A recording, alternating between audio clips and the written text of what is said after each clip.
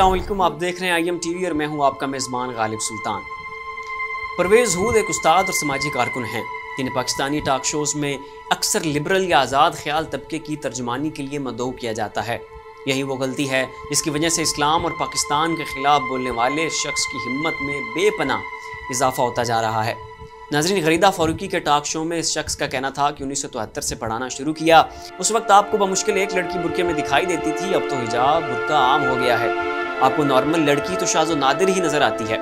जब वो क्लास में बैठती हैं बुरके और हिजाब में लिपटी हुई तो उनकी क्लास में शमूलियत बहुत घट जाती है।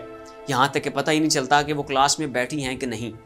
ये वो अल्फाज हैं जिनकी बुनियाद पर परवेज़ हूद भाई को एक हफ्ते से तनकीद का सामना है और ये बहस सोशल मीडिया पर अब भी जारी है।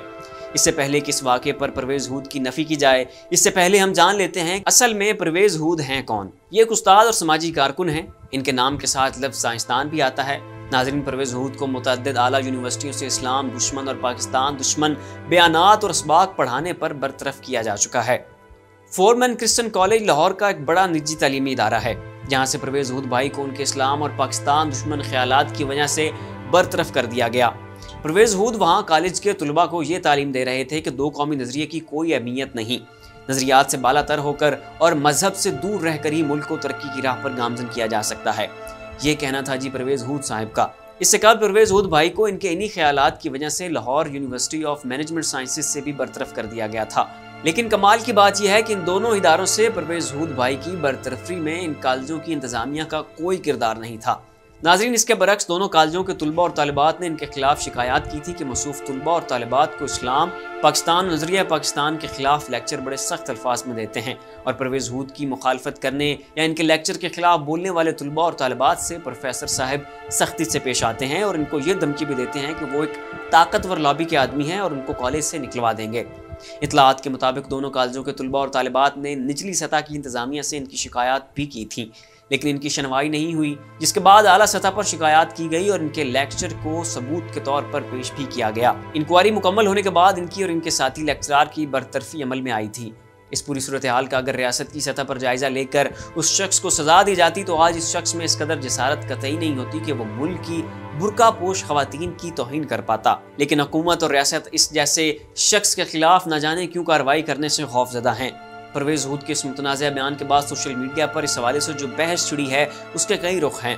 कुछ अफराद के नज़दीक अगर प्रोफेसर हूद भाई खुद को लिबरल इक़दार का अलंबरदार गनतानते हैं तो वो बुरका ना पहनने वाली खवातीन को नॉर्मल क्यों कह रहे हैं। इस बारे में भी बहस हो रही है कि पाकिस्तान में कई ऐसे इलाके भी हैं जहाँ बुरका पहनना समाजी इक़दार का लाजमी हिस्सा है।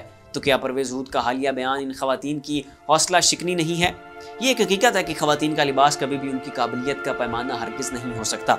नाज़रीन, गरीदा फ़ारूकी के जिस टॉक शो में नकाब से मुतल्लिक परवेज़ हूद ने ये बातें की, उसका मौजू यकसा कौमी निसाब और मेहमानों में माहिर तालीम डॉक्टर आयशा रज़ाक और डॉक्टर मरियम चगताई शामिल थी।